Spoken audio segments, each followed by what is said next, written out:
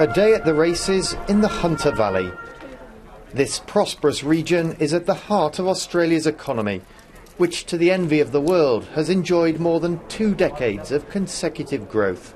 They're racing now, one stayed in the gates, Al-Shazar. So the punters here should be feeling lucky, right? The people in this country are hurting. Mr and Mrs Joe Average are really hurting. I've been in business myself for 28 years, and it's as tough as I've ever seen it. I think we definitely need a change. Whether it's going to be any better or not, it's hard to say, but it can't be any worse. So in the run-up to this election, why the long faces? One of the reasons is the end of the mining boom. In the Hunter Valley, it's coal that's been the dominant industry, cut out the hillsides in breathtaking quantities. The bulk of it is rolled out for export towards China, but as demand there has fallen, jobs here have been lost. Coal continues to be shipped out of the Hunter Valley on a massive scale. 150 million tonnes of the stuff have come up this river in the past year.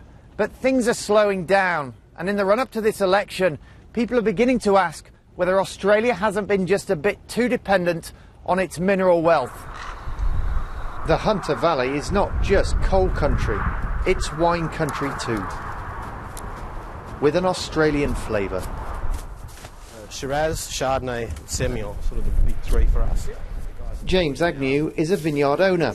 He says other industries have suffered because of the mining boom, which he blames for forcing up the value of the Australian dollar and damaging the country's wine exports. Certainly its initial success and its boom times were born off this sunshine in a bottle, cheap and cheerful, good value for money kind of wine. And when the Australian dollar went up, the good value aspect and the cheap aspect certainly fell away very quickly, and it's lost market share significantly in its key markets of the UK, US, Canada.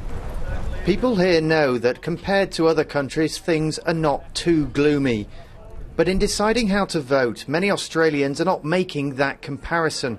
They're remembering the really good times here of a few years ago. It's one reason why it looks increasingly likely the country is set to get a change of government. John Donison, BBC News, in the Hunter Valley.